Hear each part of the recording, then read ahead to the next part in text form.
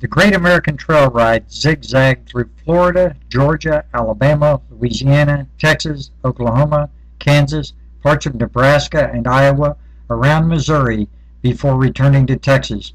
We crossed more than 5,500 miles on horseback without our horses suffering from either illness or injury. We've been interviewed for radio, newspapers, and television programs around the nation, and always the horses were the stars. They saw farriers every 6 weeks and were well fed, watered, and cared for, as many animal rights activists can testify. On November the 4th, 2013, I brought a farrier out to look at Holly's horse, Pepper. She wanted to ride with us and bring her own horse. His feet had been neglected for a very long time. They were elongated and split. The farrier and I agreed that she could bring the horse safely as long as she cared for Pepper's feet daily.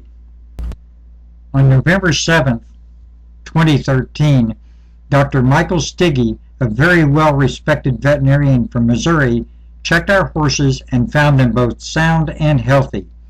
He placed his documentation in the National Registry. Our horses' names included Americus, named after the Walmart baby, Glory Hallelujah, named by Monica Perez, Zoe, a red roan that was all white and loving, Apache, a paint Mustang stallion named by its prior owner. Our Palomino mare was still undergoing name trials. All had current health papers. Our 6-horse herd was detained by an automobile towing company for more than 2 weeks in a 4-horse trailer. They were returned after the Muskogee Phoenix, the local newspaper, wrote about our troubles and confirmed we had violated no laws. But they were returned to us in an iced-over VFW parking lot, thin, weak, beaten, and ill. Mike Borum arrived as Morgan's towing truck left the slippery parking lot.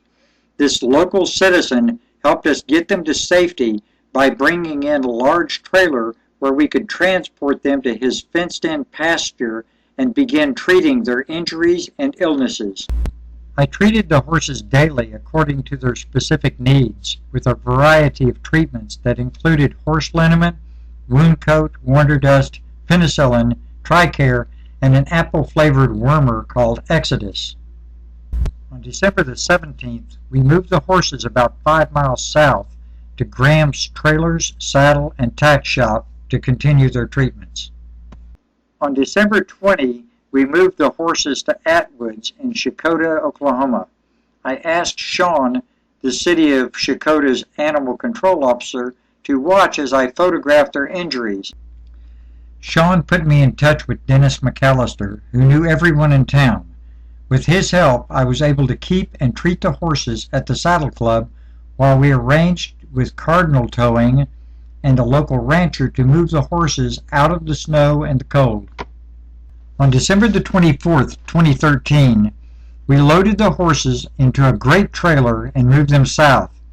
I had settled on Lindale, Texas, because it was a place between where my mother lived as a child, Mineola, and where I had worked on a fruit stand as a child, Tyler, Texas.